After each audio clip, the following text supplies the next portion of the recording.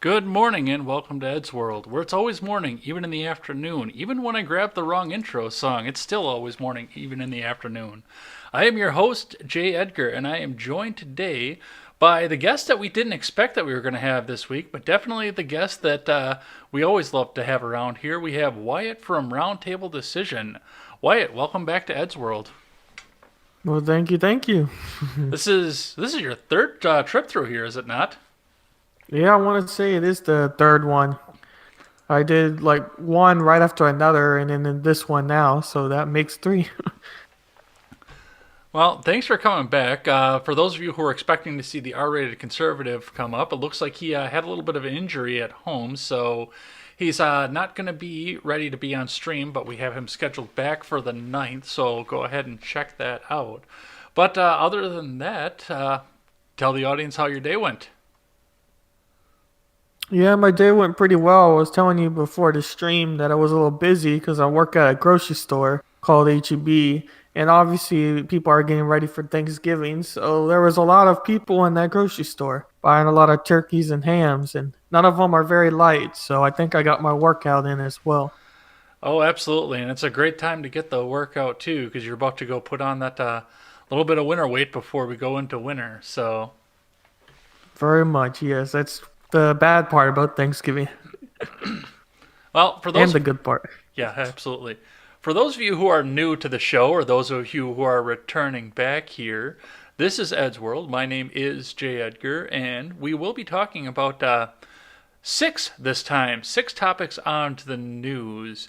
And of course, we'll be checking back into the live chat between topics here, so make sure that you go ahead and get into the live chat. We are streaming live right now to Facebook, Twitch, YouTube, DLive, and Periscope over onto Twitter. But if you're over on Facebook, I know you can't get into the live chat from there, so I've provided the links below, so go ahead and get into one of those other chats and get your questions in. We'll check questions between topics. So we covered some of the announcements here. Looks like we'll be coming up with R-rated conservative coming up on the 9th, and Robert Brasher from the Generational Gap will be coming over and checking in with us next week. So go ahead and check that out. He'll have some insight there, and he'll be ready to announce the news of his upcoming charity stream, which I will be participating in as well. So make sure you go over and check out those charity streams. Those will all be linked in my Discord coming up. It'll get over onto Twitter, and we'll go and check that out over there. We do have a full show today. Like I said, we normally do 5 topics on this show, but this week we're going to do 6 because we got some quick hitters to hit towards the end. As we always talk about on this show, 2020 is coming up, and there's always some news in the field there. So we'll talk a little bit about Joe Biden going out and telling a supporter to go vote Trump. Buttigieg looks like he might be set to take on Iowa. And, of course, we had a debate this week. So there wasn't much substance there, but we'll talk a little bit about what we took away from there. I know following over on Twitter and over on Discord, our guest had quite a bit to say about that while it was going on. So we'll talk a bit about that. The impeachment hearings roll on. Sondland made his testimony this week, and we'll talk a bit about how everybody took that for their own. And Lieutenant Colonel Vindman made a controversy out of his title, so we'll talk a bit about that, and we'll talk a little bit about the substance of both of those testimonies and what could come next in the impeachment. There was a bit of a dust-up with with some red flag laws over in New York, and there's not a lot of information out there right now for it that's at least on verified sources. There are a lot of rumors there, but we'll talk a bit about the rumors, what happens there, and what these red flag laws could mean across the country. Then going back over onto the quick hitter side, Ruth Bader Ginsburg has been hospitalized. We'll talk a bit about what happens there. Chick-fil-A made a public statement to rescind aid to Christian charities and then made another public statement rescinding that. So we'll talk a bit about what's going on there. And Eric Swalwell lets some of his hot air fly on MSNBC, but not the usual hot air that he lets fly when he's over there on that channel. So we'll talk about what happened there. There's going to be all of this and more over on Ed's World. Thanks for checking us out on the live streams. And if you can't catch the live stream, or if you're just catching over at the end, you can catch us on demand over on YouTube and BitChute as well. So go check us out over there. Otherwise, you can catch us rather on the audio platforms. We are on Google Play, iTunes, and Stitcher. And if you are over on iTunes, please leave us that 5-star rating and a good review. That always helps us move up the charts. FreedoomScoop.com has its merchandise shop open, so we've got plenty of merchandise over there. So maybe you want to go over there and check out our Freedom Scoop mug. Go over and check that out. That's only $5 over on the store, plus shipping and taxes. Otherwise, we have, there's our Unashamed Second Amendment Supporter t-shirt that's ready to go. Go over there and check that out there. Or if you really want some merchandise from a show that isn't our show, because we don't have our show merch yet, you can go over and check out our Generational Gap t-shirts. Go over there and check those out. And if you want any sort of discount off the store, you can use that promo code JEdgar at checkout, and you'll get a 15% discount on your whole order over there. After the lengthy introduction, it's always time to learn about the guest, and I know you've returned here a few times, but why don't you go ahead and tell us a bit about yourself? So yeah, I'm a high school, or not high school, I'm a college student now. Almost went with the old intro. Yeah. No, but I'm a college student. I'm attending a community college now, and I plan to transfer to a four-year university to do teaching. I haven't quite decided what subject level or what subject I want to teach, but I'm thinking grade level as high school. But I'm very much into YouTube and kind of like alternative medias as a whole.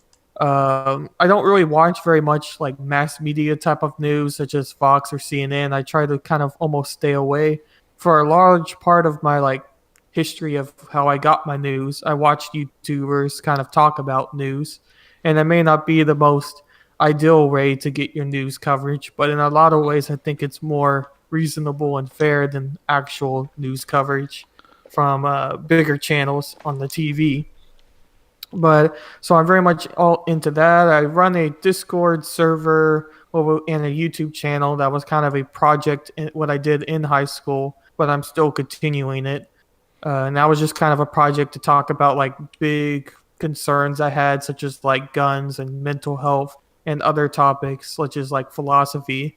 And I'm branching more into covering like modern events, like recent events such as the debates. So I've done a few videos on the debates and things like that. But I also kind of want to continue like my mental health series in the future.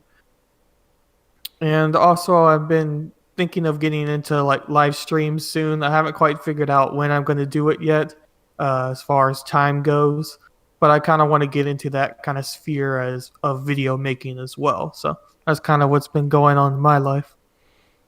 Well, it's always rewarding, of course, to get in on the live chat and make sure you talk back to your audience. So that's always a fun way to give back to your audience here. But I know you kind of teased it a little bit with the school project, but tell us how you got into the alternative media.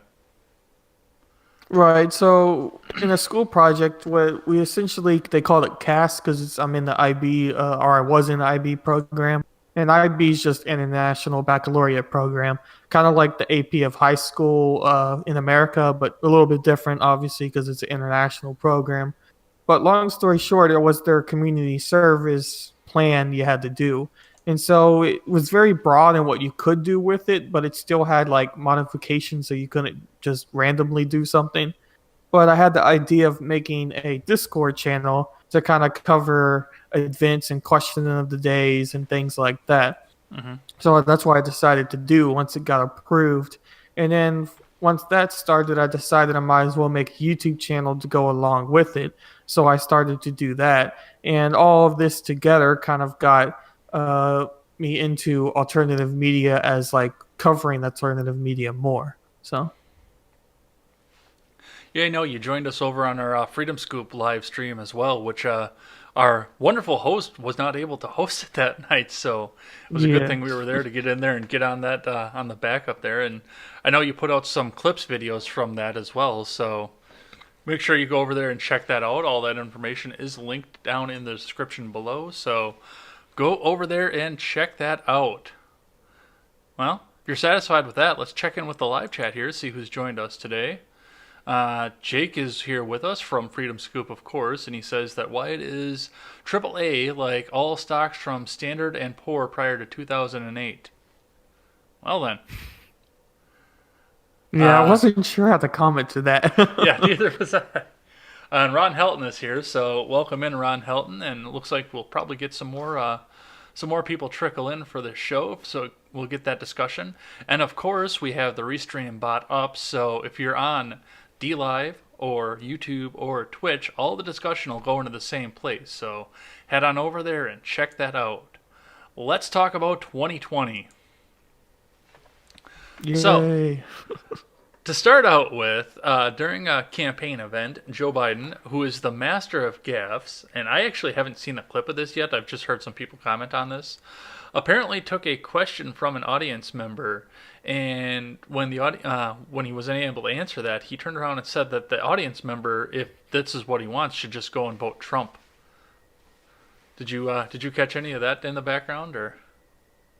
Oh, I actually didn't really hear too much about that till I saw it in your notes, and like I gave it a general look over online, and it's kind of just like you just said as far as that goes, but it's just kind of funny as a whole with Biden. Not so much with just that incident, but other incidents in what he said before, such as like in the debate where he talked about punching women for like domestic Oh, violence Jesus when they Christ. were talking that topic, which is probably like the worst word you could say in that scenario. And some of the audience members were even laughing, and I don't think Biden catched on to what he actually said because he was like, "No, I'm serious," and we're like, "Okay." Yeah. So it's just kind of, I don't know. It's just very weird. It's like the grandpa you want to protect and not have as a president almost. Well, I swear to God, we're getting to a point where we have to start one. Is Joe Biden actually even trying to win? Does he actually want this, or is he just trying to be the Mondale to throw up there and dive on the grenade? I don't know if you're old enough to Yeah, know who Walter Mondale is, but I think is that the guy they're making the movie over? no, Walter Mondale No, was. that was. Have you seen the electoral map from 1984 when Reagan got reelected and only Minnesota went blue? Yeah, I've seen that before. Yeah. Yeah, Walter Hmm. Mondale was the Democrat nominee that year.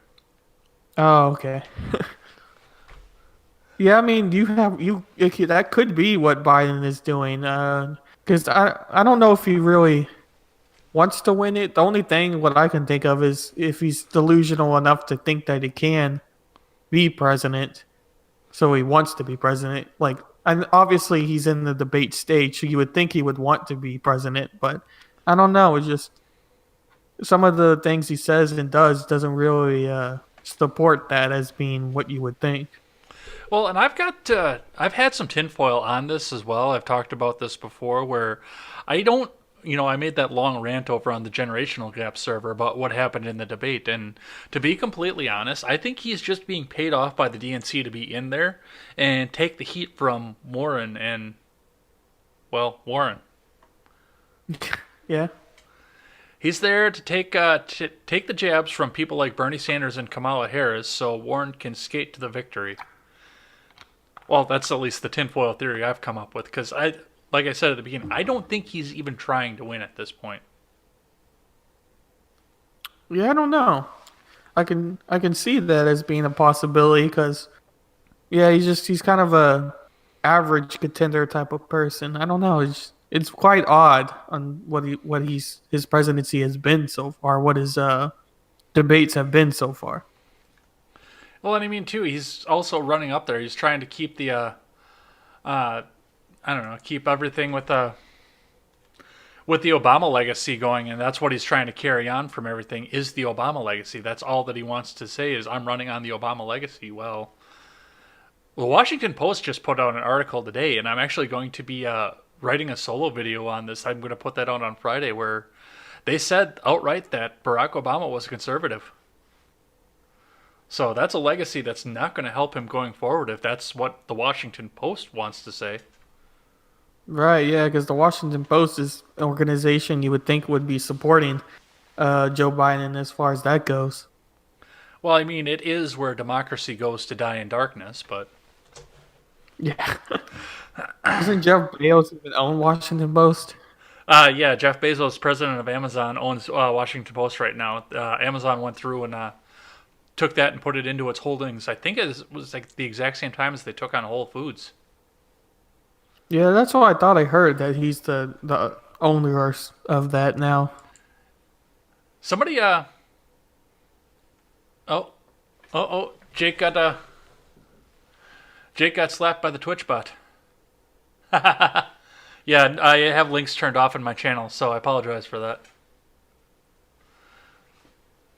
Anyway, let's go back onto this. So Buttigieg is right now he's trying to shift some of his strategy as well, and we talked a bit about this last. Was it last week or the week before? It was the week before we talked about it because Kamala Harris was trying to do the exact same thing as we went along, and that is shifting the focus out of some of the other Super Tuesday states and some of the beginning states.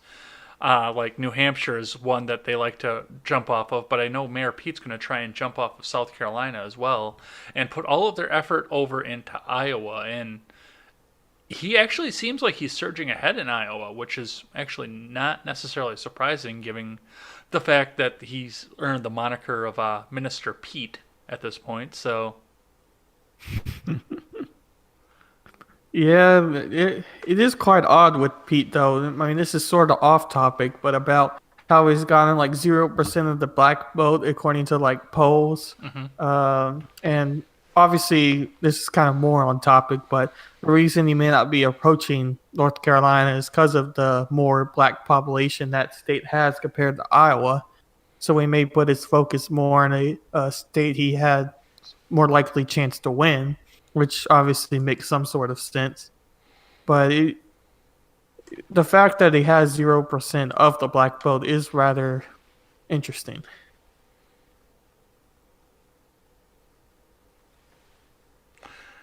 hey, I can post links.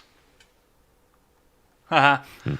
Well, no, and I think that's part of the strategy too that he has going forward with everything is the fact that okay, so like you said, in North Carolina, there's a huge black population. He's pulling at like zero in black votes right now, which doesn't surprise me at all. I mean, blacks overwhelmingly in this country vote Democrat, or at least have historically. I don't know if that's going to be the case this time through, but this is a historical norm at least going for this. But they do tend to have a more centrist to conservative outlook of life. They're more religious usually, and more fire and brimstone. Plus, I mean, the homosexuality is something that I know carries against black culture nowadays as well. They are a little bit more Christian than normal, and their whole idea is to reproduce. That's the first commandment: go forward, be fruitful, and multiply. That's not the first commandment that was passed down from the mountain, obviously, but that's actually the first commandment that is in the Bible. Actually, it's the second commandment that was in the Bible, but we all broke the first one already. The first commandment is don't eat of the fruit of the tree in the middle of the garden, and the second commandment is go forward, be fruitful, and multiply. Right, the Adam and Eve story of the Bible, yeah. So, I don't know, I'm kind of rambling on at that one here, but, I mean, for the most part, yeah, it's... he's not going to pick up any of that support with black America. So he's going to focus over on one of the whitest states in the country, and I can attest to that because I've been there, because it's like right around the corner from me. But I know Kamala Harris had this strategy too, and she's not carrying off as much on it. She's looking to abandon New Hampshire as well. She closed her offices out there, and she's trying to, focus all of her efforts into Iowa as well. Iowa's a huge battleground state for all of this, but Hmm. I don't think she's going to have the same faculties as Mayor Pete is going to. I mean, they're getting more open-minded over in Iowa City, so the homosexuality is not going to hurt him like it would have in past elections. I think he could take it. Right. No, I think he has a strong chance of taking Iowa, really. Because his policies in general, from what far as what I've looked into it, are more moderate leaning as far as Kamala Harris's policies would be. But then again, I don't really know much about Kamala Harris's policies. One, because I haven't really looked much into it, and secondly, she doesn't say what her policies are when I listen to her on debates and talk shows and everything. Oh, I can tell you what her So I policies are. yeah, go ahead. If I don't like your political positioning, I'll put you in prison. Well, yeah, see, that's what it seems like as far as debates go. I mean, we're talking about this later on, but with the Tulsi exchange and all that, I mean, it just is. I have video of that too, so we'll get to see that straight on and forward. Hmm. So coming out of this, first round of states, because it's a bunch of states coming. Who do you think walks away with the most delegates out of the beginning of this? I know that we'll be talking about who you think is going to take the nomination at the end, but I mean, you look at New Hampshire. New Hampshire's going to be a toss-up, I think. I don't think Joe Biden's got a chance to get there, but I don't know which one of the neighboring state senators is going to take it because Bernie Sanders is from Vermont and Elizabeth Warren is from Massachusetts. Both states touch New Hampshire. Or we've got Iowa, Hmm. North Carolina, and who all votes on Super Tuesday? I don't even know. I know Yeah, Wisconsin's not one of them. yeah, that's a good question. I'm pretty sure Iowa's one. Yeah, Iowa is one of the first ones. So, and generally Iowa's the bellwether for primaries too, but it isn't always because Cruz won Iowa in 2016. Yeah, it's the battleground. Let's see. It says here, and according to Wikipedia, that it's Alabama, Arkansas, Colorado, Georgia, Massachusetts, Minnesota, Oklahoma, Tennessee, Texas, Vermont, and Virginia. But I don't know if that's right. No, I don't know. We'll look into that, or maybe somebody in the live chat knows and can catch us up with that one here. Let's move on to this debate fun. And I'm going to start with, if you'll allow me, I've got a video, let me cue up the right one, of the exchange that you just mentioned, the one between Kamala Harris and Tulsi Gabbard. So if you want to turn your audio up over on Twitch, I know you're following along over there, and we'll get that video going here. So let's get that All started. right.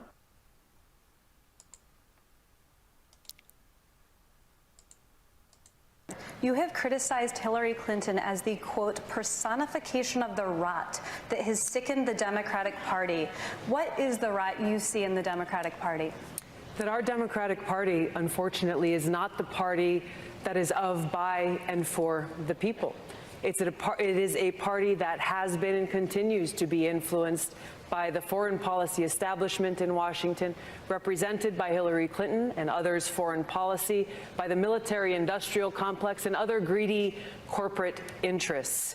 I'm running for president to be the Democratic nominee that rebuilds our Democratic Party, takes it out of their hands, and truly puts it in the hands of the people of this country, a party that actually hears the voices of Americans who are struggling all across this country, and puts it in the hands of veterans and fellow Americans who are calling for an end to this ongoing Bush-Clinton-Trump foreign policy doctrine of regime change wars, overthrowing dictators in other countries, needlessly sending my brothers and sisters in uniform into harm's way to fight in wars that actually undermine our national security and have cost us thousands of American lives. These are wars that have cost us as American taxpayers trillions of dollars since 9/11 alone, dollars that have come out of our pockets, out of our hospitals, out of our schools, out of our infrastructure needs.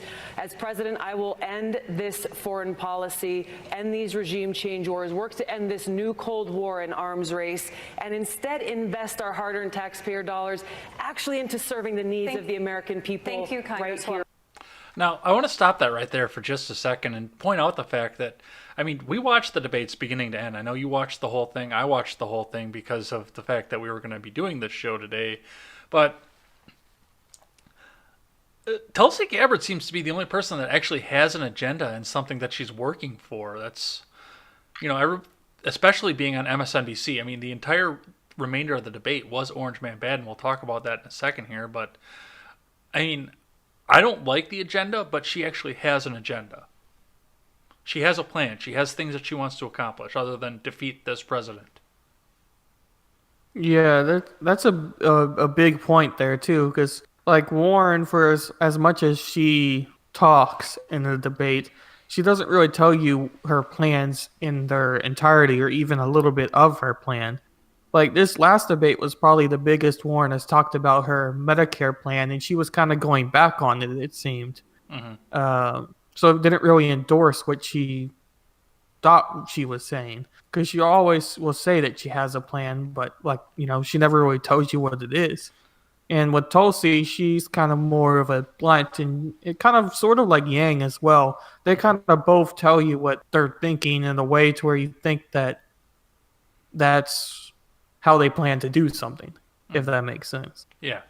Well, it was short-lived because after the only 80 seconds of actual policy prescription in the entire 3-hour debate, Kamala Harris decided that it was time for her to get her revenge on the second debate. And let's listen to what that sounded like.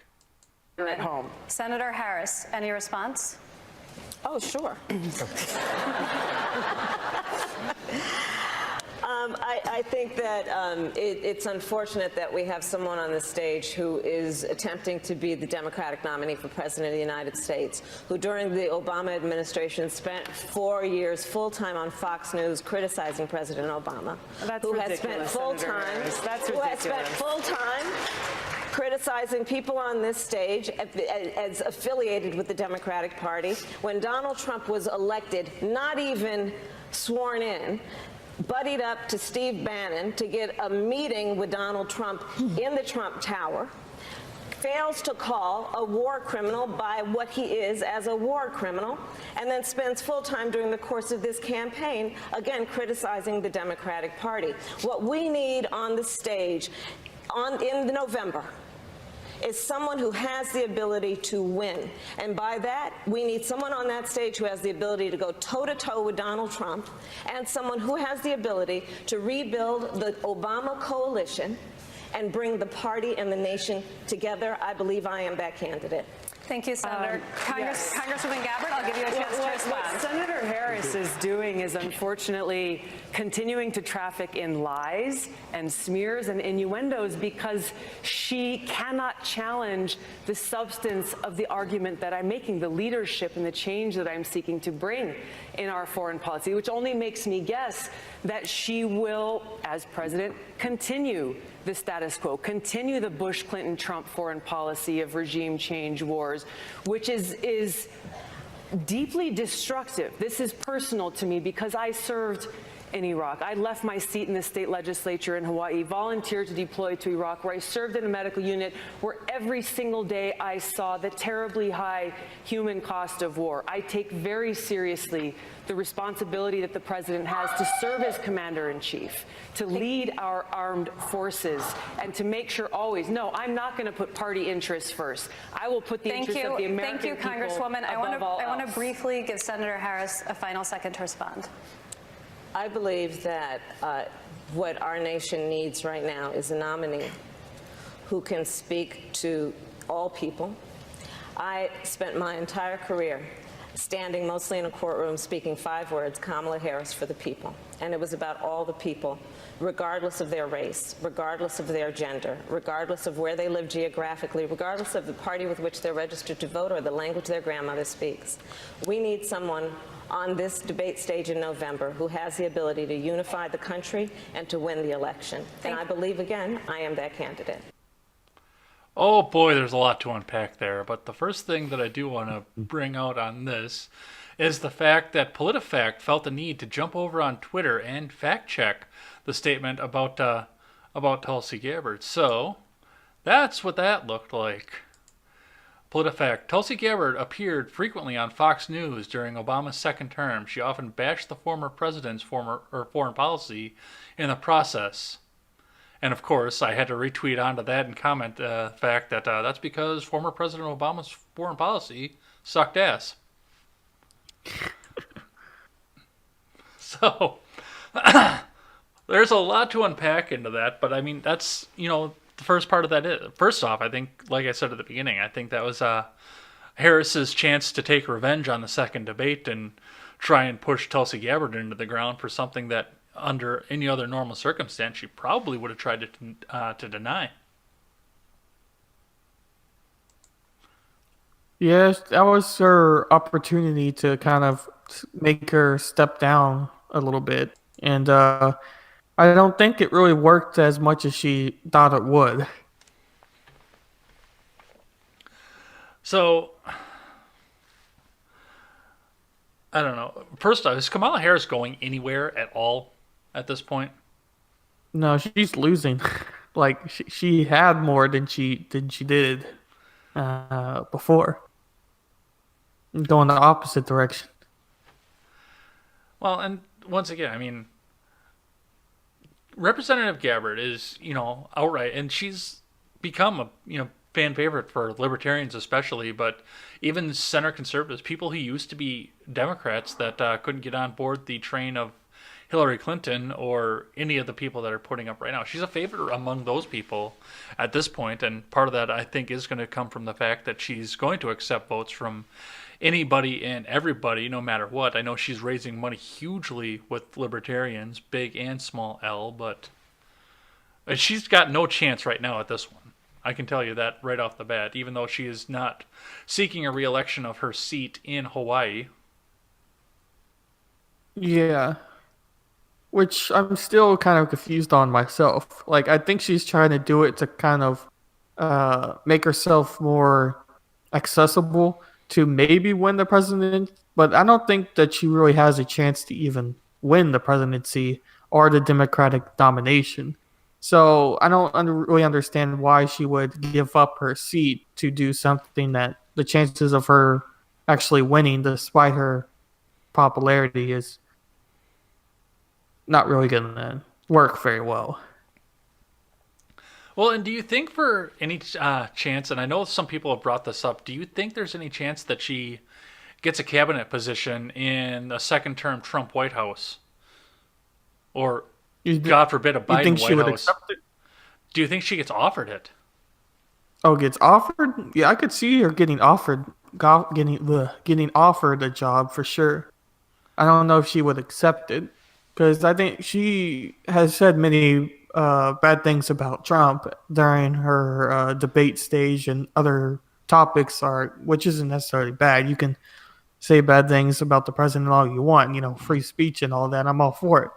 But I'm not sure if she would be willing to almost commit the political suicide if she really is a Democrat and accept that job. Yeah, I don't know. That'd be an interesting topic to bring up, especially. But her military record went along with the other military veteran that was up on stage with her as well. I got another video here. Let me get that queued up.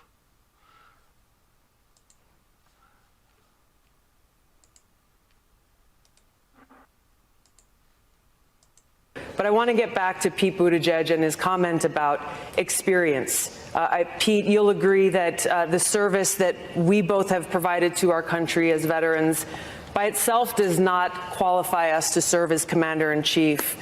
I think the most recent example of your inexperience in national security and foreign policy came from your recent careless statement about how you as president would be willing to send our troops to Mexico to fight the cartels. As commander-in-chief, leader of our armed forces, I bring extensive experience serving for 7 years in Congress, on the Foreign Affairs Committee, on the Armed Services Committee, on the Homeland Security Committee, meeting with leaders of countries around the world, working with military commanders of different commands, dealing with high-level national security briefings, understanding what's necessary, the preparation that I've gotten to walk in on day one to serve as Commander-in-Chief. Congresswoman, thank you. Mr. Mayor, I'll allow you to respond. I know that it's par for the course in Washington to take remarks out of context, but that is outlandish even by the standards of today's politics. Are you saying that you didn't say that?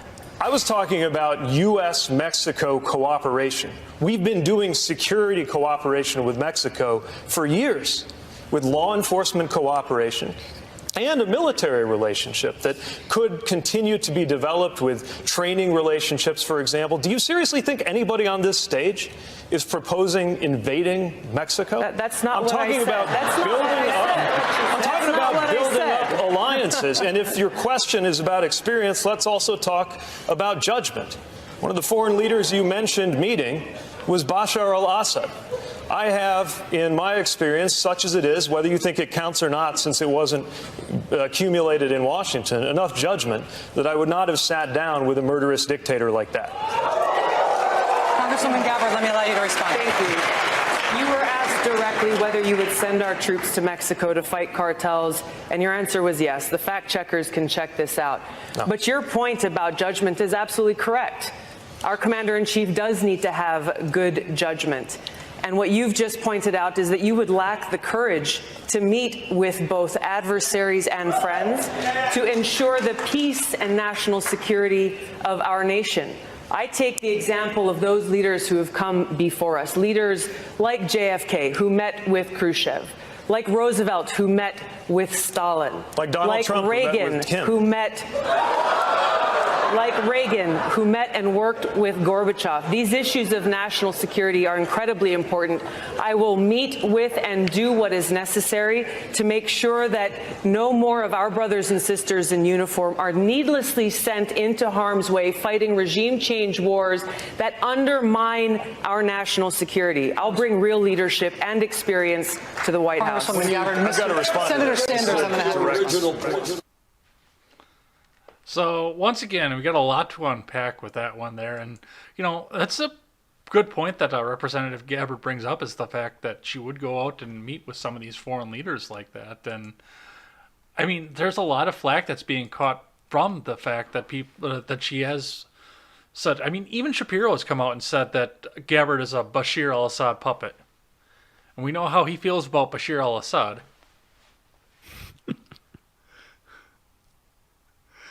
So, what did you see out of that clip? Yeah, well, first off, this was probably the best moment of the debate, by far, I thought. It was just the most exciting moment, at least, and that kind of says a lot in general. But I do think that Tulsi's point of wanting to meet with these foreign leaders, despite their imagery being not the best, is important, because if we want to keep ourselves safe, so to speak, or keep the world safe, because at this point you're talking about people who have nukes, and if a nuke war starts, then you're not going to really have much left. And I don't think we'll ever really get to that point, but that's kind of a side note. But if you want to make sure that it doesn't happen and be proactive about it, it's important to meet with these leaders. And I think that that's kind of what she was talking about. And when Pete kind of threw out the point about Trump meeting with Kim as supposed to be something that wasn't good, at the time it was very controversial, and still probably is controversial. But then again, in my personal belief, and I think a lot of people kind of share it, is that it's important to still meet with these people despite what they do elsewhere. Because it's important to know your enemy than to ignore your enemy, is kind of what I would say with that. Yeah, and I mean diplomacy it's not dead, and a lot of people want it to be dead. They want to come out and say, "Oh, well, you can't go talk to this person because he's this kind of leader or that kind of leader." Well, no matter how he rose to power in that country, he's still the leader of that country, and he still controls the military of that country. And like to your point, you said, yeah, I mean, Assad is on the brink of being able to unlock nuclear weaponry. We kind of set him back by getting out of the nuclear deal out of this. Kim Jong-un has nuclear weapons already at this point. China has nuclear weapons already at this point. And Russia has nuclear weapons at this point, even though they're not necessarily our adversary right now. The Democrat Party would love you to believe that they are our adversary. And I don't know about you, but yeah, I would rather make diplomacy with some of these countries than have the rest of human history be spattered with glowing remains of nuclear war. And before every single advancement in human history, Ron Perlman comes out to narrate by saying, war. War never changes.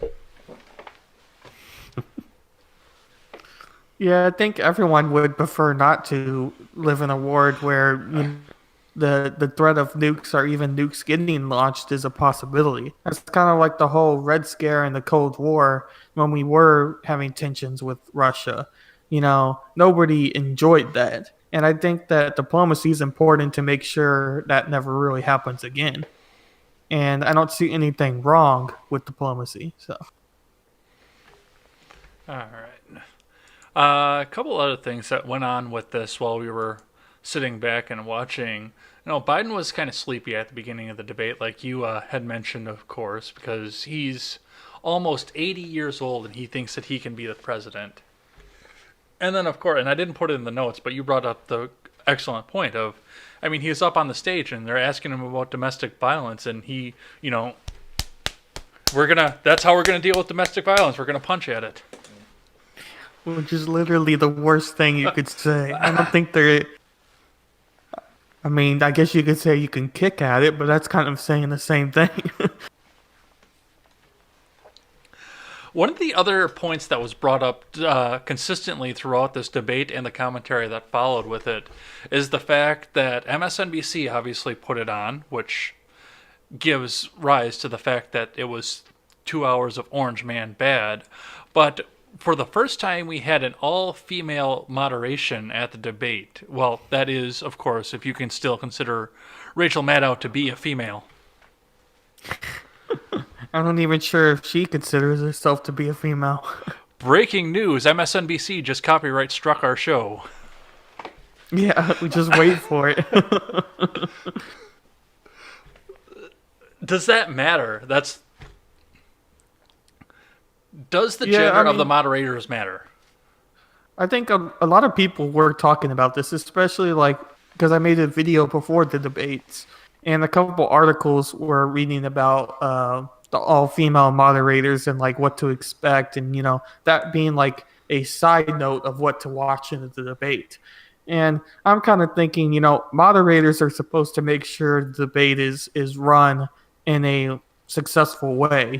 They can argue with each other, they can attack each other, but not to the point where it makes the debate not useful. That's kind of what moderators are for. They're there to ask targeted questions and kind of make sure nothing goes out of control. So the gender of the moderator doesn't really matter as much to me. But the fact that they were all female is obviously trying to make a political statement in the debate as well.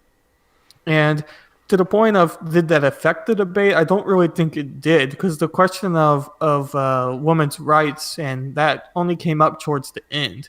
And it was really only one of the only questions that was actually about policy as well, because you kind of hinted at it. The Orange Man bad and questions all about him being Trump, were the large part of the debate. So obviously one of the only questions they had was about women's rights, which isn't a bad thing.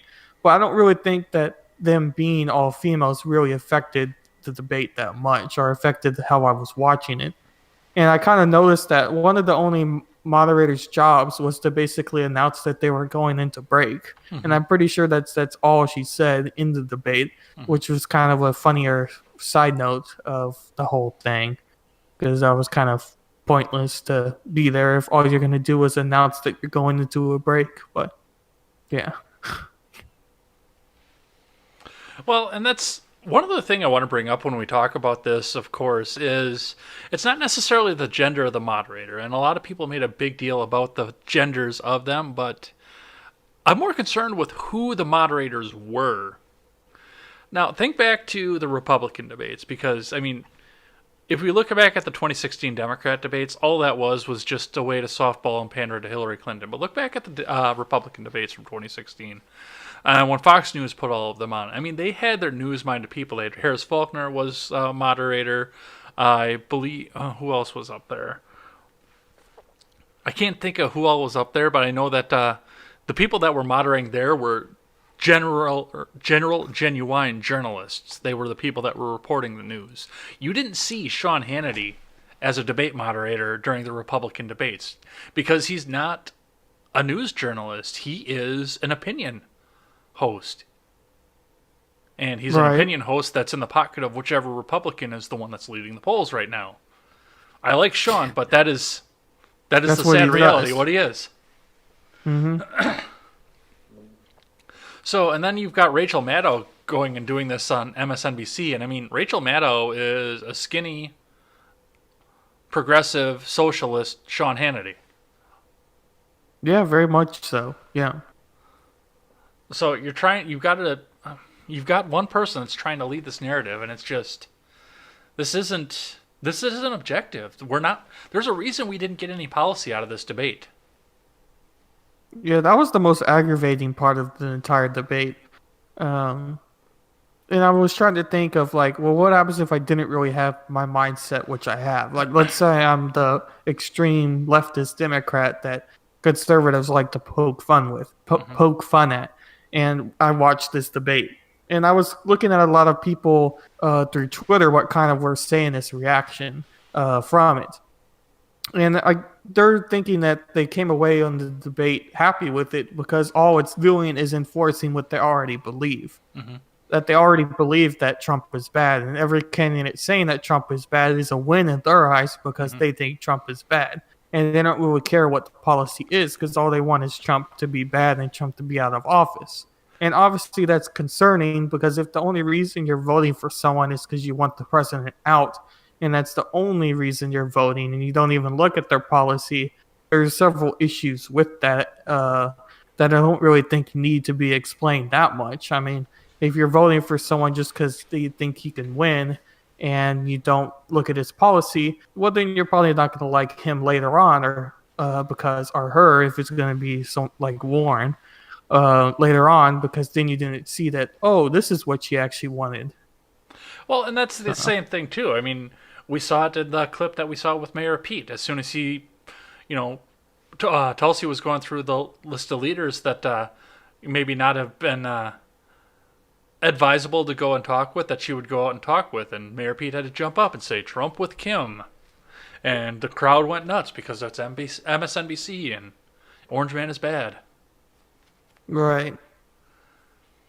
But that's all that I have for this. We have been talking about the debates for 20 minutes straight. We've been talking about 2020 for 30 minutes straight. I've had it with this topic. So yeah, it is an aggravating topic, really, but there's a lot to it still. Let's check in with the live chat here.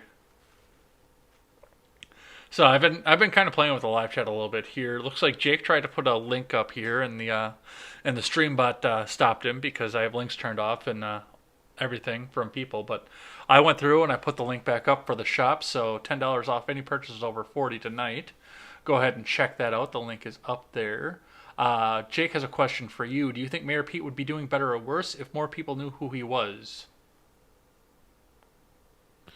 Oh, I would say that he would be doing the same. I don't think it would help him more or less if more people knew him, because I think he's kind of becoming the popular candidate as of late. Because I think that Warren and Sanders teaming up with each other has kind of detracted both of their values. And I think he's kind of like Yang of like the first couple debates, as far as like he's the one everybody's kind of hearing about the most, especially with the recent news about him polling very good in Iowa and him not polling very good in North Carolina and the black voters. So you're just getting a lot of media coverage. So I think let's just say that more people than now knew about him. I don't think it's really going to help his stock or hurt his stock. I think he's just kind of going to stay where he is. Ron Helton points out the executive branch is in charge of diplomacy and the president is the head diplomat. So, yeah, that's a good thing to point out given the speeches like that. Jake from FreedoomScoop says, Crowder is doing a live stream proving Epstein didn't kill himself. That's your competition. Well, you can always check this back on demand. That's all I got to say to that. And Ignoramus is on right now, too, so. Yeah, views are views. Yep. Jake from FreedomScoop. Trump is bad, not good. Just vote, don't think. And then, yeah, it looks like you commented into there. So, let's move on into the impeachment hearings here. And we will circle back and check the live chat after this here. But the first thing I want to talk about is the Sondland testimony. And I don't want to go into big detail on what he said in the testimony because it was generic crap, to be completely honest. All these witnesses that they have testifying are like far removed from the president, and there's nothing there. Sondland was one of the first people that actually was right removed from the president, but the thing I want to talk about on this topic, rather than necessarily what the testimony said, because of what it represented here, is this picture that I got from Tim Pool's Instagram page. Looks like we've got on the screen here two newscasts sitting side by side. One is Fox News and the other one is CBS News. And on CBS News, Sondland confirms quid pro quo. And on Fox News, covering the exact same event, they say, Sondland says, I want nothing. So everybody seemed to get exactly what they wanted or needed out of this testimony. I don't know how. It's the same news. It's two different universes looking at the same news. And I don't think any of this is going anywhere. Yeah, I think it just shows you how divided not only news coverage is, but their perception of what their audience thinks it should be. Because I think a lot of news, especially now, is targeted towards certain audience members. Kind of like how Fox became conservative because they saw opportunity to make more money, essentially. A lot of people have that belief. Mm-hmm. And then nothing's really wrong with that. It's capitalism, and I'm all for that. But the big thing about the testimonies as a whole and the whole Trump impeachment really as a whole is if you're a Democrat, you kind of believe that Trump is in the wrong and Trump should be impeached for it. And if you're a Republican, you believe that he didn't really do anything wrong. Although he says a lot of bad things, what he did wasn't wrong. He should still be president. I don't think many Republicans believe that everything Trump has said is good. Because he's that type of person. But the big thing about the testimony as a whole, and you kind of already said that they've all taken what they wanted from it, which seems very bizarre, but it's kind of what I expected. And I don't know if that's necessarily a good thing either, because it's kind of like just covering what you want your audience to hear isn't really what news should be. Well, and you're absolutely right on that for the most part off of this. And, I mean, we look at everything that's going on here again, and, I mean, the hardest part for me to get and look at these impeachment things, anything that's surrounding this impeachment is that this is entirely a coup meant to take out a person who was never supposed to sit in the office anyway because he didn't have any sort of political experience going in to start. Mm-hmm.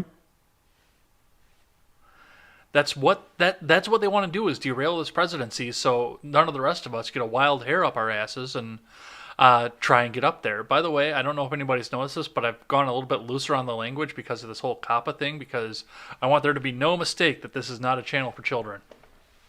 By the way, that whole thing with YouTube is just, it's not going to be good. Yeah. It's really not. Yeah, I'll share a video with you once we're off mic here. Something that I was watching. No, actually, it's in the FreedomScoop server on Discord. So It's in our private server over there. Go over and check that out. Jake already had a response to it, I saw. Yeah, I could check it out after we finish here for sure.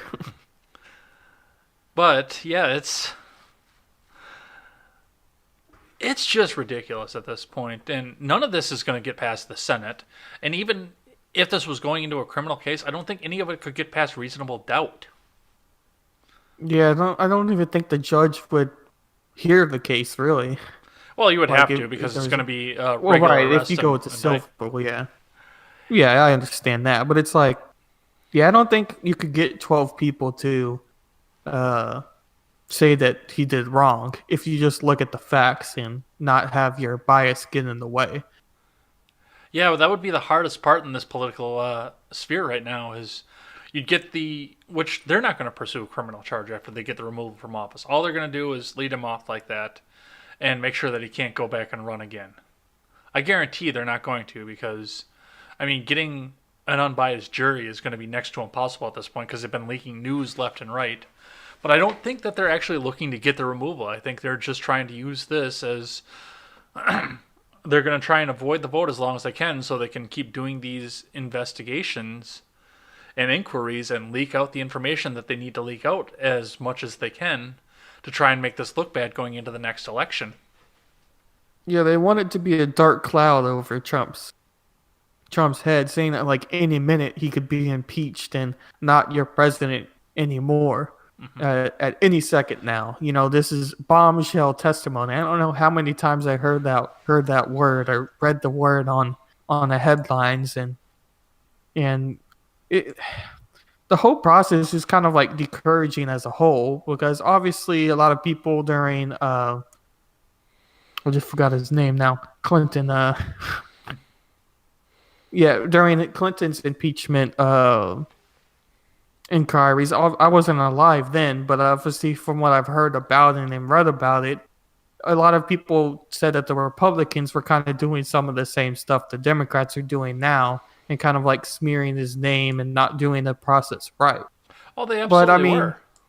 Right. And again, they were, yes. That's a large amount of people believe that they were. And I think now a large amount of people think that the Democrats are doing something wrong. And they shouldn't really do their impeachment inquiry in the way they are. I mean, the whole closed-door impeachment process before these hearings was extremely wrong. And I think any person with average intelligence or anyone who's paying attention can see that that is wrong. Even if you are a Democrat or even if you are someone who wants Trump to be impeached. That whole thing of not letting Trump's lawyers in, not letting the process be fair, or not even letting really Republicans in is obviously not fair, and the process should be fair, but shoulds are always in politics. Mm-hmm. So I do want to get over to a little bit of the testimony here, and like I said, I mean there's nothing there for the most part that's going to change anything. But I know that there was a big deal out of this, and Jake was in multiple Discord servers talking about the fact that Solomon went out and he said straight out, he talked directly to the president, and the president said he wants nothing. He wants nothing. Just tell Zelensky to do the right thing. So I don't know I don't know where they got the fact that they proved quid pro quo out of this. Even quid pro quo isn't even a crime at this point, but I think they're going to try and go for either bribery or election interference at this juncture, but even still, that's not going to do crap. Yeah, that's not impeachable offenses, really. Is it kind of wrong to do? Sure, it's wrong to do, but see, from the testimonies I've watched, and I didn't follow it extremely closely because my thought process was essentially, I'm not going to really get anything from it, and people who are watching this are going to believe what they already believed. And that's kind of what's happened, and I think it's still happening.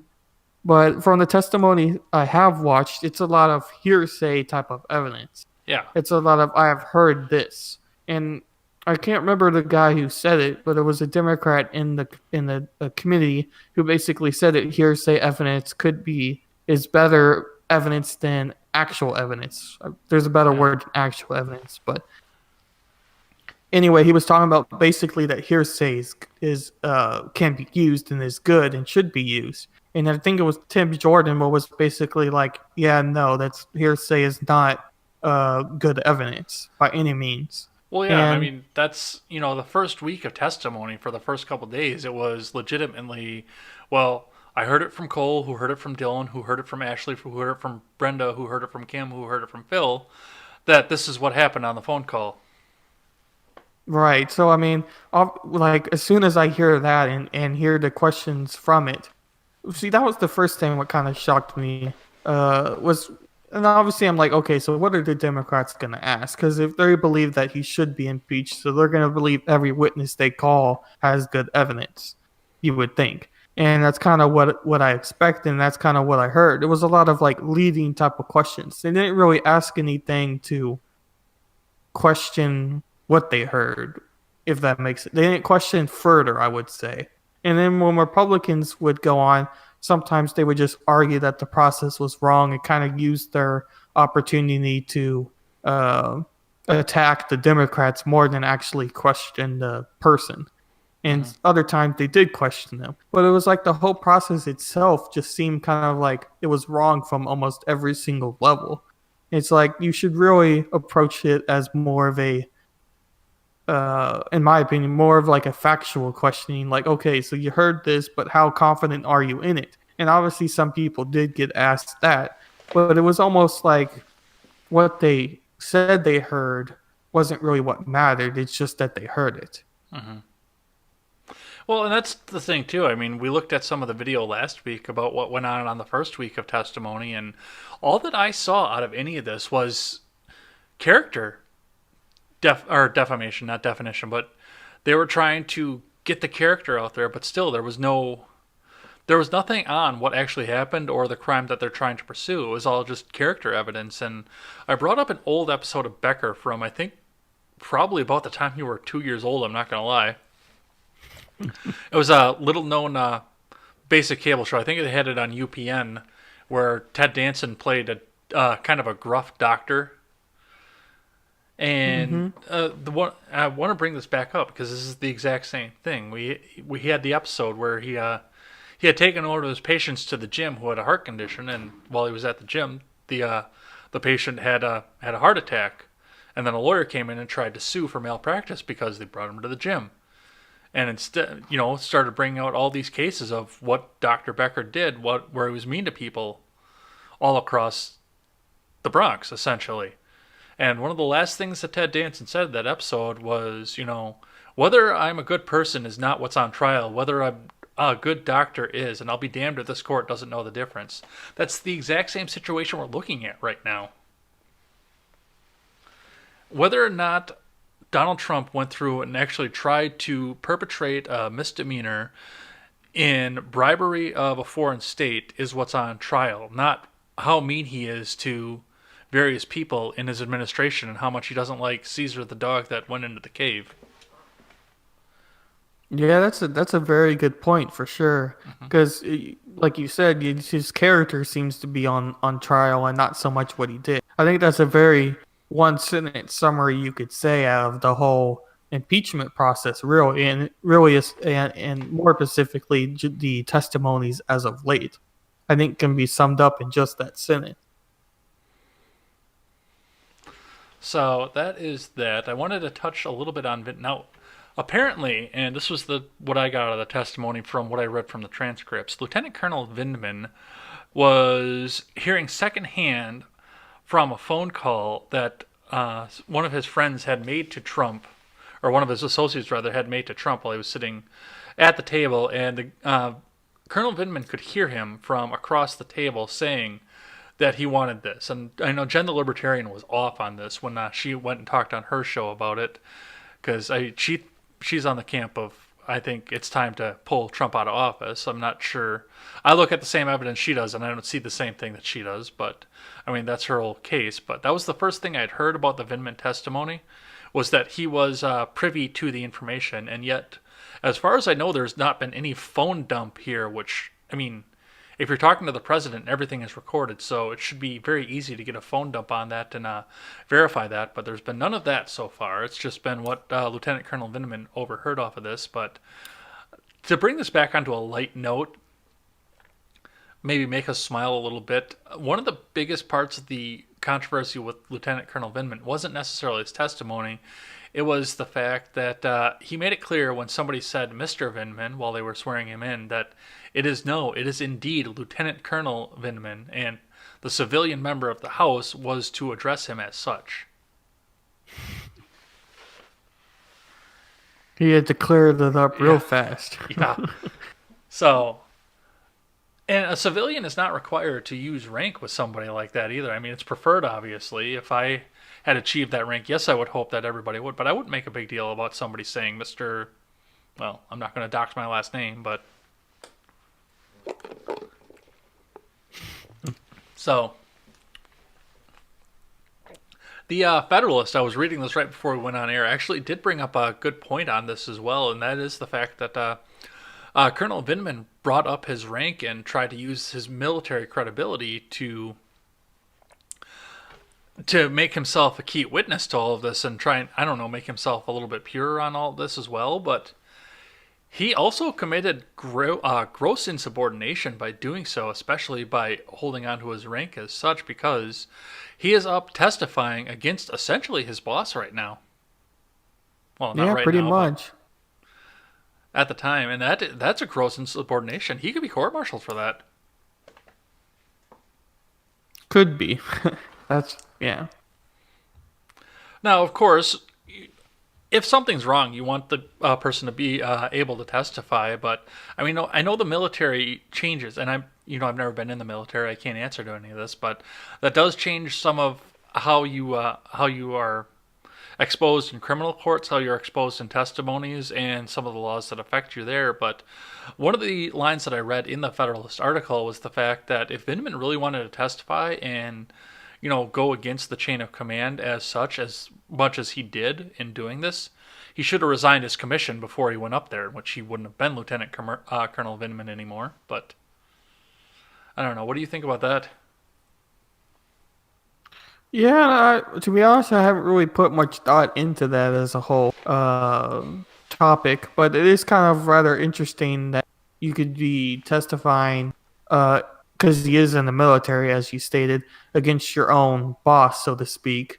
And obviously, you kind of said this already too, but it's important to keep, the open door available, because if he actually did something wrong, that person's testimony could be huge in showing that what he did was wrong.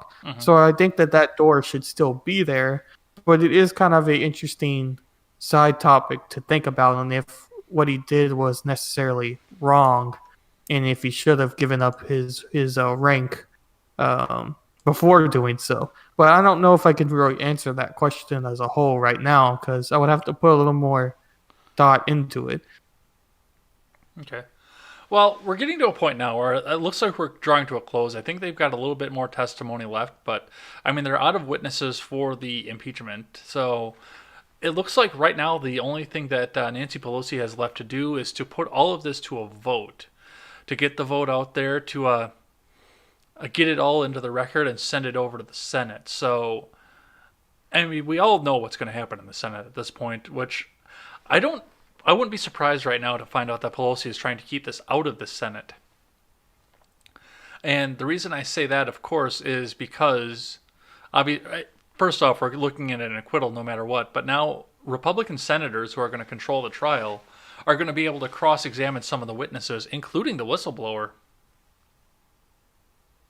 Yeah, they're able to call, from my understanding, they're able to call additional witnesses as well as question the witnesses would have already been questioned if they so choose to. And I think that I've heard from multiple people, more on like radio stations I've listened to, talk about how they could call the whistleblower and that they could call a couple of other people they named for the testimony. And obviously, if they could call the whistleblower, that would be huge because the Senate is Republican dominated, or have more people in. And if they're able to question the whistleblower, in general, the thoughts of it would be that wouldn't be very good for the overall case, because the whistleblower obviously has been known to have some bias towards Trump as being a Democratic supporter. Mm-hmm. So yeah, you could be very right that Nancy doesn't want to bring it to a vote, because the worst thing what can really happen is that it loses, which is kind of likely at this point if it goes to the Senate, and that the entire case could be squashed because they're able to call the whistleblower to be questioned. Well, I know Trump is saying, too, that he wants his day in court. If they're going to make the accusations on him, well, then put it in front of a court and put all the dirty laundry out of there for that. Yeah. But we shall see what happens. I think there's a little bit more testimony left, but I think that's going to be it. Let's go ahead and have a look at the live chat here, see what we've got going on. Let's see. Ron Helton is, I think, the only one that's left over here because of the Crowder thing going on right now. But everybody got what they wanted out of the testimony, right? Because the left and the media have trouble seeing the actual facts or ignoring them. Well, I see some of that on the right too, so I can't just say that. And then he corrects himself. Just ignore the facts.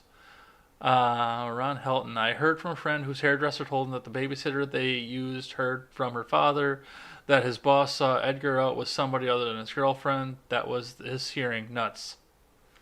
Yeah. And finally, there's something off about Vindman. I get bad vibes from that soldier. Would not trust him on the battlefield. All right.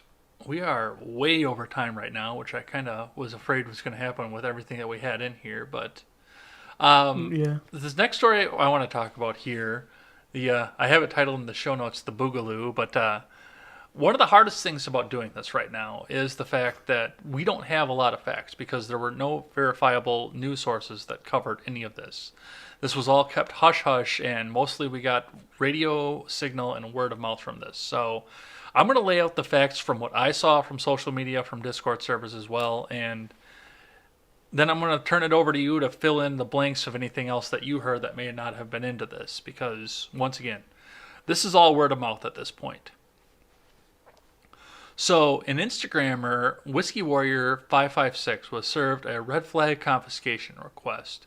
According to reports that I saw while this was going on, he actually possessed no weapons at the time, but he did have some high-capacity magazines laying around. The rumor that I saw was that a coworker had called in a red flag request to have him checked out.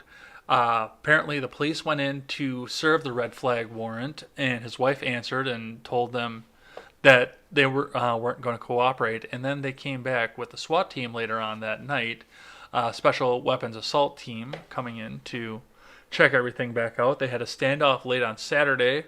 As I said, the national news for the most part covered it up. But all the reports that I've seen thus far from everything else out of this has showed this as ending peacefully. What else? What am I missing? Well, and obviously, I've looked a little bit on the information as a whole, and like you said, a lot of the sources are not really credible from like New York Times type of standard. It's more kind of other sources, kind of like if you were to be trusting Fortune for your actual news. But one of the things I read was on Reddit, and it was just kind of talking about the guy himself and kind of the situation behind it. And I thought it was interesting, kind of a side note to the whole thing, that it was the cop for 10 years in a total of 2 states during being a cop. So obviously as a cop, you know how to take care of guns, I would think, and kind of would know about some of the red flag laws behind it all. And it was kind of talking in this Reddit post, it was kind of talking about what happened as a whole and the standoff and all of the things behind that. And I have it up here. But as you said, it looks like it ended peacefully, again, from what I've read and heard. But it looks like that it was also, because it kind of, I'm reading from this, from the post now. It says, like, the officer was there investigating the domestic incident that occurred earlier. There is a ton of follow on paperwork after domestics, not serving a warrant. If the warrant he was arrested for had existed at the time, they would have said so in the press release. So obviously, this person's kind of just speculating to what might have happened. And they're thinking that the charges could be also on like burglary or harassment type of charges as well. So again, I'm not entirely sure on what he actually did because the facts, kind of what we know behind the guns and everything behind that, aren't what he did. How do I say it? He shouldn't really be arrested for just that alone, I would think. Well, no, I know that the arrest would have come for the resistance to take the warrant, but I mean, he's being served a red flag, so his guns were to be confiscated in full for the red flag law, and then he would have to go to court and prove his innocence, prove a negative, essentially, in order to get them back. That's how the red flag law seemed to work. Right. I am keeping the live chat up for this. Usually I don't have it up during the podcast, but, just in case anybody else that's in the live chat can fill anything else in that we have going on with this. Now, from what I understand, and of course this was being covered up as well, but we got some little clips here because he was Instagram live feeding what was going on for at least part of it. So he had a live video up, and we saw him holed up in his house and things like that. I saw a picture of the SWAT truck outside that was waiting to that was waiting to go out there, and it looks like Hilton says the officer falsely claimed that shots were fired. What's up with that? So I did hear a little bit of that going on as well. Is that there were shots fired and that was retracted as being fake news. So is this the future of red flag laws in the country? And I do say this with a concern because I know Governor Evers here in Wisconsin is trying to implement red flag laws. I know you're lucky. You're never going to have to deal with that. Yeah.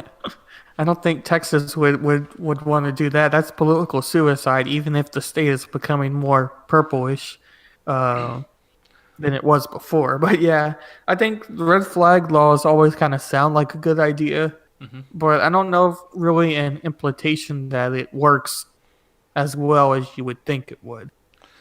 Well, and two, I mean, if we look at this realistically, when we talk about the red flag laws, it is like I said, somebody can go in and make a complaint to a local police department. They go in and act on the red flag law as just as a regular red flag, and then you have to go through the court system and prove a negative, essentially, to get your name cleared for it, rather than the other way around of innocent until proven guilty. Right, which the system is based on in the United States, compared to some other countries where it's the opposite. Well, and the other thing, too, that I'm seeing out of this with red flag, I mean, for the most part, if they put a red flag law in your state, I'm pretty sure you're a good kid. You would turn over your guns, most likely, if it happened. If I got red flagged, I'd be on 50-50. I would either make a stand or I'd be out there. But, I mean, people here like Whiskey Warrior 556, I would not be surprised to find out that he would have no problem becoming a martyr for the cause, to be the person that dies from government overreach. There are people out there that are willing to do that. I think there's a lot more than you would think of people who are out there doing that. Yeah, they're willing to put themselves in the line of the SWAT team bullet to make a statement politically. We're getting to that point in this country, and I'm happy about it because, I mean, at this point, the government needs to go, but at the same time, it's scary as well because, at that point, especially if the insurrection rises from something like this, we're going into a massive police state, and there's going to be a lot of shit going down. Yeah, it could very well happen faster than we would like to think. Absolutely. And there are people in Congress that are trying to get this pushed federally. A federal red flag law. Didn't no, Beto was more past red flag laws with his whole thing before he ended his campaign. I forget what he was calling this, but essentially he was willing to like buy back your guns. Which makes As far as absolutely my no sense because understanding he of that. never owned them in the first place. Well, right, yeah. I mean, and then if you didn't do it, it sounded like he was gonna make you do it anyway. Yeah. Which I mean, if we get to that point, I know there's plenty of people in Texas and definitely other states around Texas in the deep South, so to speak, that would definitely not be willing to give their guns back. Well, and that's the thing too. I mean, they say that after the Civil War, Congress came together and made it illegal to secede. Well, I don't think it was completely legal the first time. Yeah. Yeah. And it's going to come with blood and sweat and tears, just like it did the first time. Yeah, that's typically how it's fought. Well, and, I mean, New Hampshire has got it enshrined in its state charter. It is perfectly legal to overthrow the government in the state of New Hampshire. Oh, cool. That's why it says live free or die on the license plate. Yeah, well, I can't say that I've seen the license plate with that before. I lived in Massachusetts for a couple of years, and I've seen it. Yeah. Yeah, I'm sure, yeah. But, I mean, that's all I know for this right now, and looks like... I don't know if we're ever going to get closure publicly for this. I mean, we can all watch social media, but I know Twitter was hiding feeds on this right now, and, you know, they were just trying to keep this, for the most part, covered up as much as they could. Well, I good mean, reason. we've seen that. Yeah, I mean, we've seen that before with, like, when, man, I'm trying to think of the exact example, but I guess I can just give a scenario what I know happened. That, like, when you have a shooter, I believe it was in a college, could have been a high school, was going to shoot people, obviously, and he gets shot by someone else in self-defense of the school, and, you know, obviously ends up dying. That person who had the gun saved a ton of other people, and if you take that gun away from that person and the other person still has the gun, then a lot more people end up dead. And then you'll have people would say, well, what happens if neither had the gun? Well, it's like, well, we're not playing that, because the chances are if someone really wants to shoot up a school or shoot a lot of people, that they're going to get themselves a gun and do it. It doesn't matter if it's illegal or not. Well, it's an interesting time, and like I say, we're looking at something like this, and, you know, we see where these red flag laws end. Especially, like I said, people are going to be willing to die for this. So we're going to see a martyrdom, especially, and, you know, that was the first thing I saw in any of this. It's the Boogaloo. This is... Well, and also this is the big... Sorry, go ahead. No, you're good. But the big thing about the whole coverage of news, because I just thought about this as well, the chances are if that person does end up saving the day, that the coverage isn't going to be as much showed as if that person didn't save the day and the scenario was the opposite, which is kind of sad in a lot of ways, because it just shows what media is willing to cover. And I think that could kind of be a Whiskey Warrior situation as well, is because it doesn't really fit the agenda of what they want to cover. Yeah, exactly. And I mean, there was local coverage of this, of course, because I'm sure that the police in rural New York didn't want people driving by the area, and we had police radio. That's how I was able to hear it. Was or hear about this for the most part, because the company man over in my Discord server had access to the radio transmission of it. But yeah, I mean, other than keeping people out of the line of fire, they wanted this buried. Yep. And it's getting really hard to do that in today's connected internet age. Yeah, it's really hard to do now. Yeah. I don't even think that it's... Yeah. Well, for right now, that's all that I have on this. Looks like Hilton says it cannot be illegal to secede because all of the states voluntarily joined this unholy union. Yes, but I believe they put a contract law in place after the Civil War to make it actually illegal to do, so that we didn't have to go through this again, even though I think we're getting to that point. He also says every living thing has the natural right to self-defense. So we are way over on time right now, but I got a couple of little quick hitters to finish out the night here.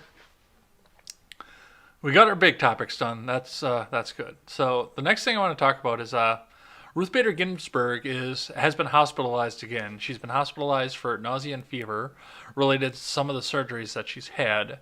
Ruth Bader Ginsburg is 86 years old. She looks older, though. How many more times do we have to go through this before they finally admit the fact that she's dead? Yeah. It's the whole Epstein didn't kill himself version on Ruth Bader Ginsburg. I mean, you watch Matt Christensen as well. I know that, and I think many people have kind of followed Freedom Scoop probably watch Matt Christensen as well, because we all seem to kind of stem from that channel and what he's been able to do with it. But long story short, he was talking about that on his Sunday stream or live stream he always does. Oh, I haven't seen that and one yet. Oh, you haven't? No. I won't spoil it too much for you. No. But he was just talking about how there's no way that she's even doing any of the work to be on that Supreme Court. It's all her staff. The only thing she does is at this point is sit in the chair and maybe ask one or two questions that were written for her during their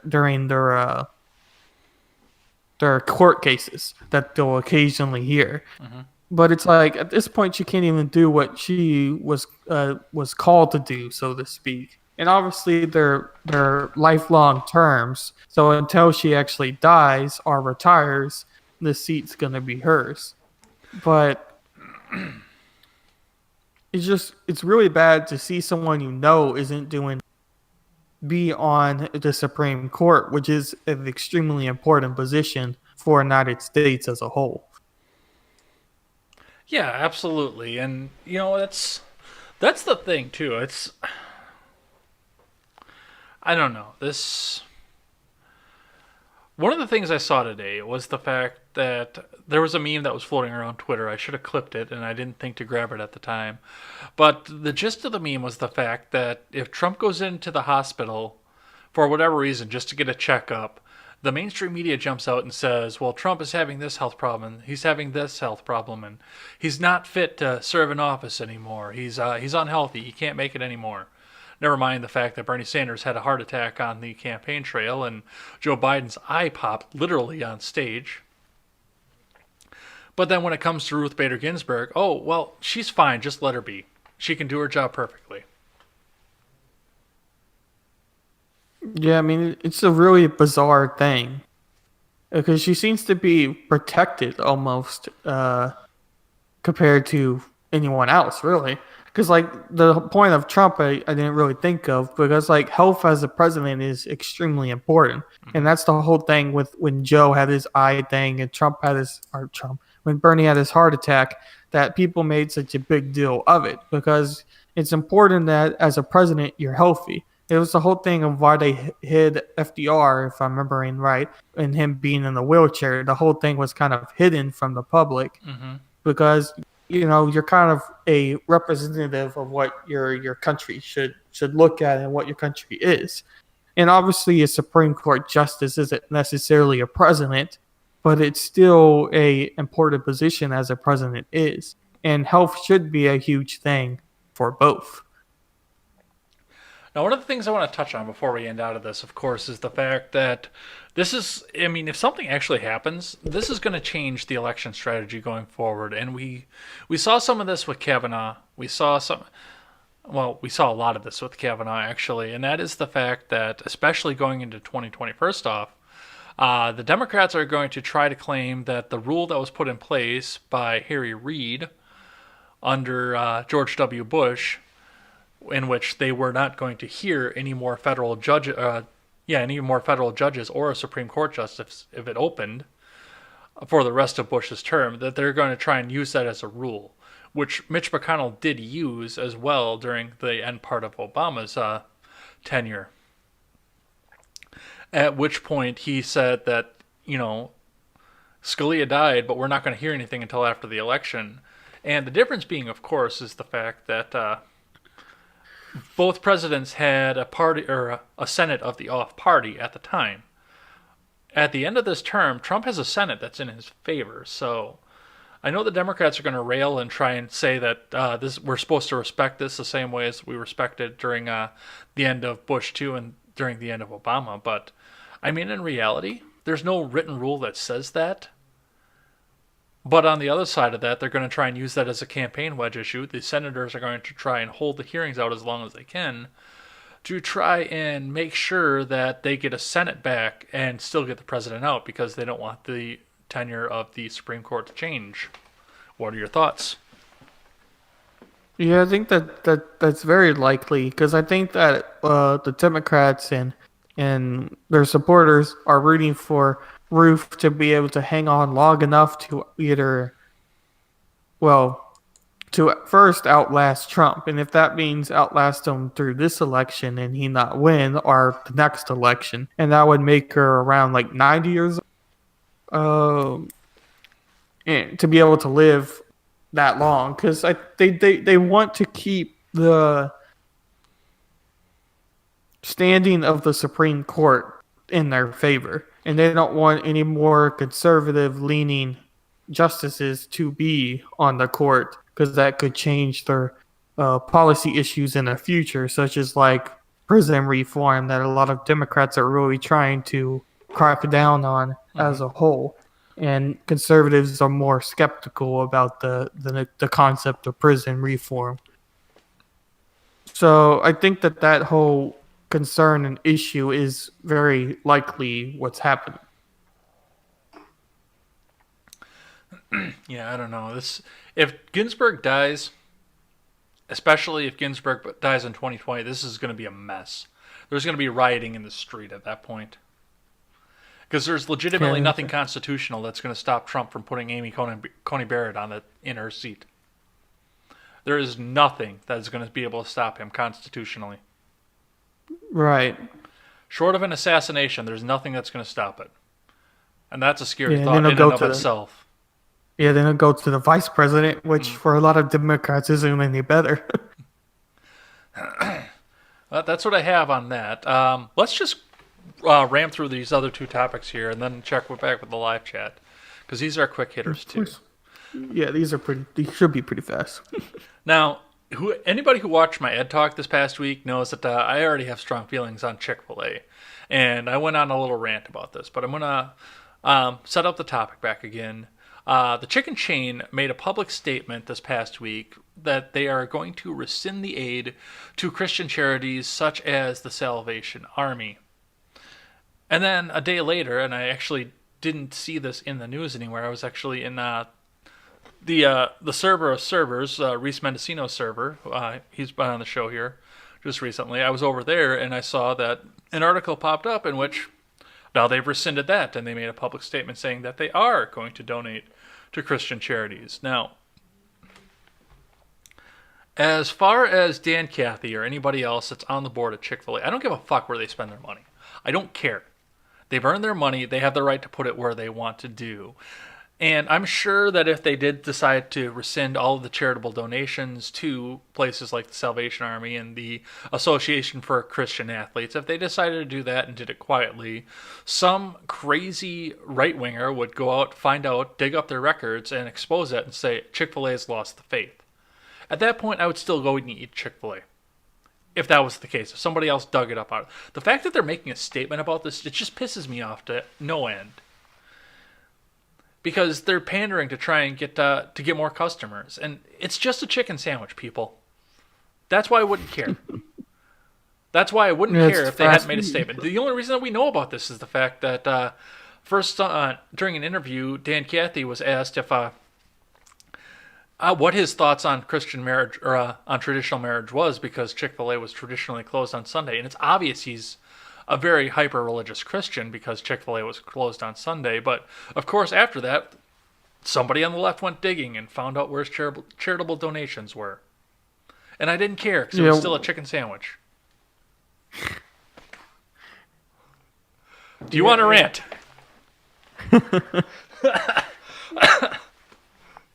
Yeah, it's just, I find it kind of funny when any fast food or anything similar to fast food tries to make a political stance, because it's like, I mean, honestly, the only people who are eating at Chick-fil-A and other fast food chains are people who are don't have either enough time to make a meal, too lazy to make a meal. It's a cheap, well, not so much cheap, but it's an item to get uh, fast. And I don't really care as much as what if your political stance is as a whole. Yeah. But the whole thing about Chick-fil-A is a lot of like the right supporters are right-leaning people were supporting Chick-fil-A um, a lot during when the left was like rioting when they opened like the New York location, and were writing that Chick-fil-A was anti-LGBT after the report that they donated to like Salvation Army and anti-LGBT causes, which I'm still isn't quite sure um, what that exactly is. I guess it was the athlete one, but even then, it's not really anti-LGBT. Well, But anyway, that's there are people oh out no, there go on. that legitimately believe the fact that Chick-fil-A has got a gay conversion therapy set up in the basement of every one of their stores. I've heard people say that because of the way they've been dragged through the news. Yeah, it's just really crazy because and then the right goes, oh no, they're bending to the left now after releasing a statement that they're gonna stop donating to the Salvation Army, and I'm like, does it really matter that they stopped? I mean, like you said, it's their money, and really what they do with their money shouldn't be what they do privately with their money shouldn't really be known, I think. Unless if it's something like Jeffrey Epstein did, and that gets on a whole different level of a concern. But that's not donating to the Salvation Army is not raising a child trafficking service or human trafficking service. So those are two completely different type of things. And the fact that Chick-fil-A kind of was brought through the news like they were is just kind of crazy to think about and kind of concerning as a whole, because it's like donating to the Salvation Army isn't a bad thing, even if you're not really for what the Salvation Army does, which I'm not really sure why you wouldn't be, but that's a whole nother topic as a whole. I mean, because if you think that it's bad just because the organization is Christian or Christian leaning, I'm not really sure what to say to that, because it's like just because a charity is Christian owned or Christian organized, that doesn't necessarily mean that that's a bad thing. Like, I don't know how else to say that. I don't think it has anything to do with each other. Yeah, I don't know. And it's the same thing. I loved Burger King. That was my favorite fast food chain when I was younger. The beef patties are better, the chicken nuggets are better, and they can sell them for a lot less. The chicken fries are phenomenal. It's just an all-around better restaurant than like a McDonald's or something. But it was just last year they went on their ad campaign about the pink tax and chick fries, and your chicken fries are $3.49, and the chick fries in the pink box are the exact same, but they're $5.99. I saw that ad campaign. I said, "That's it. I'm done." I never told anybody else to stop eating at Burger King. I didn't boycott. I didn't make public. I just stopped eating there. Right. It was a personal choice, like not wearing anything from Nike because of what their political campaigns have done, or not buying a razor from Gillette. It's all kind of similar concepts. So yeah, that is that. But I went on a rant for a very long time and got angry, and this got a little bit heavy for a little bit here. So let's end this all on something fun. So, last topic that I have here, of course, is the hot air that was heard around the world. Now, Eric Swalwell was on MSNBC talking about he was talking about the impeachment hearings and what was going on in Capitol Hill. He was on was it Chris Matthews' show, I think? Yeah, it was on Hardball. I believe so, yes. I believe so. So he was on Hardball, and he was making a statement here, and a certain sound came out, and of course they jumped to try and cover it up here, and, well, we've all seen the video already, but let's watch it one more time.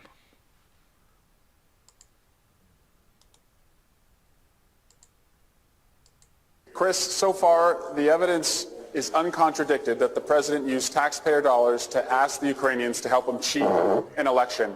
And the complaint that I've heard from Republicans...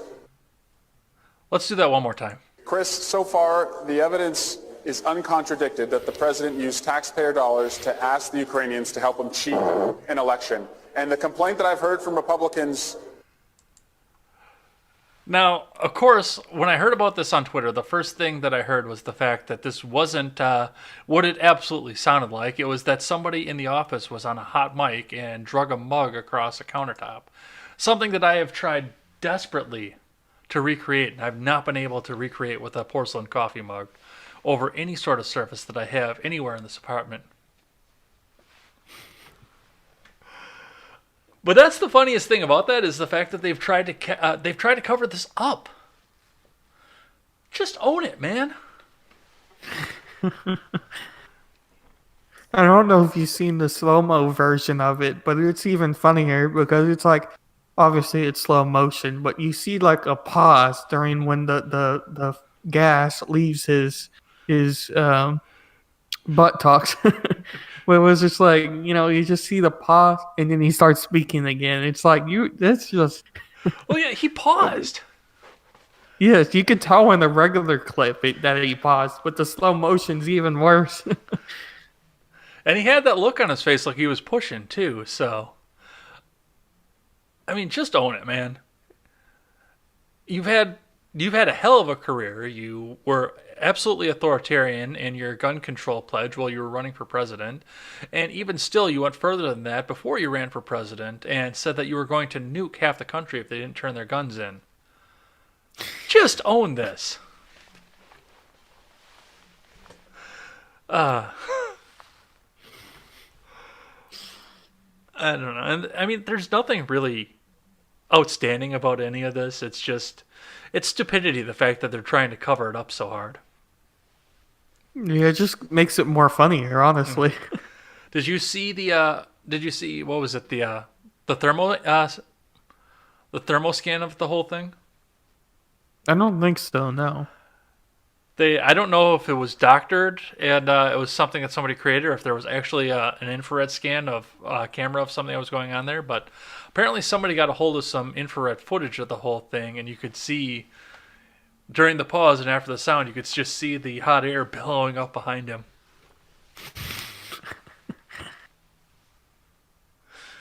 But that's what I have on that.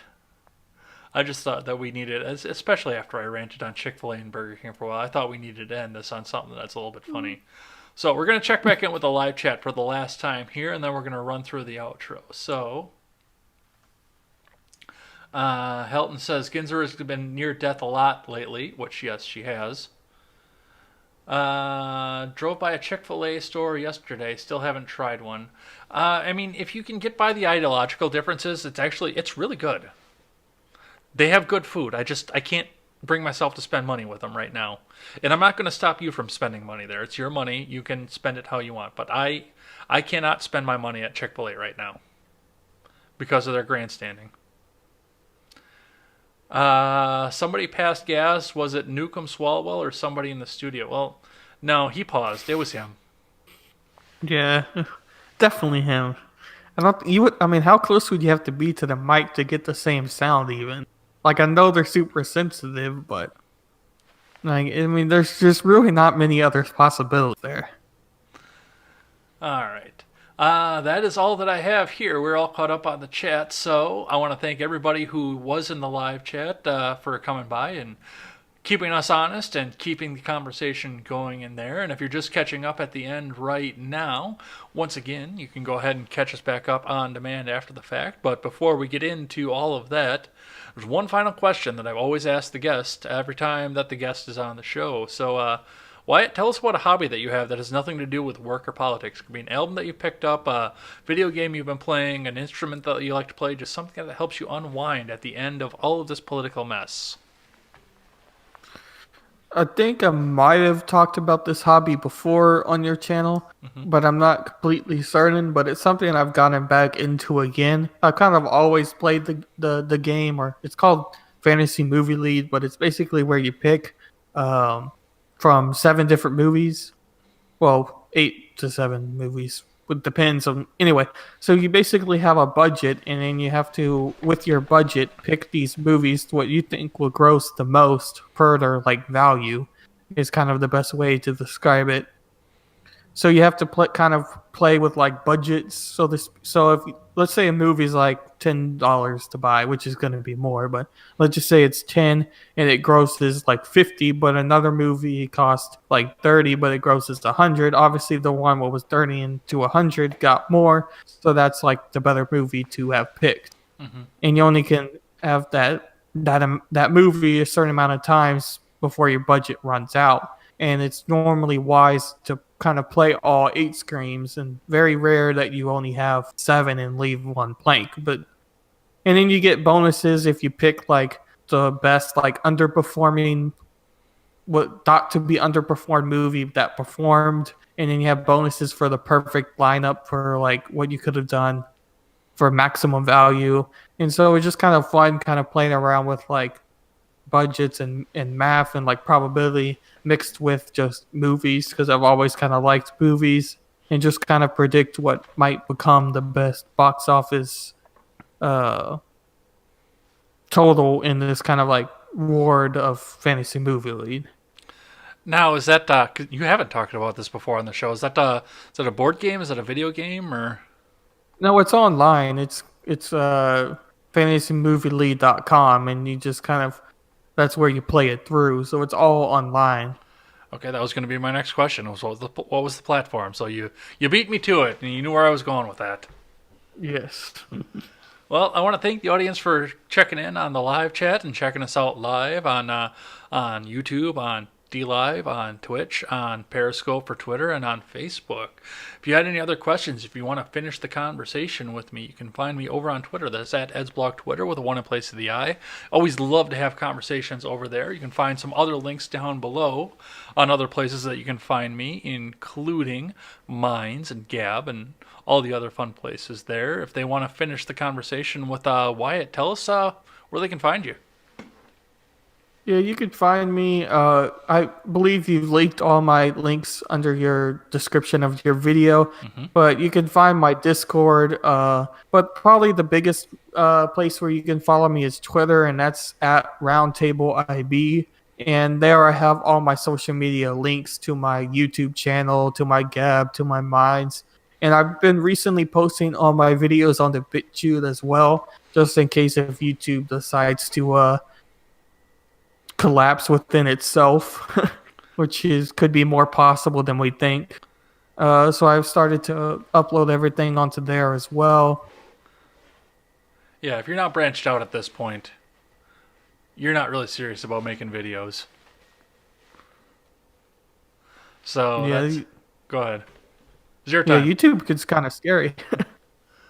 Because the COPA laws, from what I've looked into it, I mean, it doesn't really affect our channels as much as probably other bigger YouTube channels out there, but as a whole, it still affects. You could argue it affects us more, just because it makes it a lot harder for us to grow as a whole, especially for people that produce regular content more than I do, like yourself and like Steven from the Ingoramus show, what almost does it daily. I don't think he really has missed many days, No, so it's just- going to make just it when his very internet was hard. down. Yeah, exactly. So I think it's going to make it very hard for you guys to kind of expand more. But I mean, the whole thing is just kind of a mess. That's what I have on that here, of course. Once again, you can, if you're just catching up now, you can catch us back on demand on YouTube and over on BitChute. Go over there and check us out. Or we will be on the audio platforms on iTunes, Google Play, and Stitcher. And if you're over on iTunes, leave us that 5-star rating and a good review. That always helps us move up the charts. Edsworld is proudly partnered with the Freedom Scoop Media Group. Make sure you check out freedomscoop.com. Link down in the description below. Check out some other great podcasts that we have on the show, including The Generational Gap, The Daily Ignoramus, and we're looking for writers right now. So if you want to get in on a free speech platform, Go ahead and send me an email, edsblogtwitter@gmail.com. We will set you up with a sample article, and we will see if we can't get you featured on our site. As we always say on this show, never take the words of bloggers, podcasters, or journalists. Find all the facts, and Epstein didn't kill himself. Wyatt, you have last word. Yes, I would say, in general, if you want to talk about anything with me, you can also follow me on Twitter and my Discord. I hope to post more questions of the days more regularly on the Discord because I do think that they're kind of fun to watch people's different ideas. Also, if you have any ideas for like video suggestions, you could also tweet me or join my Discord and mention it to me or any of my other social medias, really, because I'm always looking for anything my audience or people might be interested in me covering, because sometimes it is a little difficult trying to think of video topics. So I would appreciate any help in that matter as well. And of course, make sure to subscribe to my YouTube channel and my BitChute. More my BitChute because I'm trying to grow that more than my YouTube, just because I think it's better to try that approach now than the YouTube approach, but maybe not. But anyway, so thank you all for watching the video and following Ed, and make sure to go on Freedom Scoop as well, because I've almost go on there daily to watch all the videos and hope to read articles from other people and hopefully have more articles from myself on there in the future. Take care, everyone, and have a good night.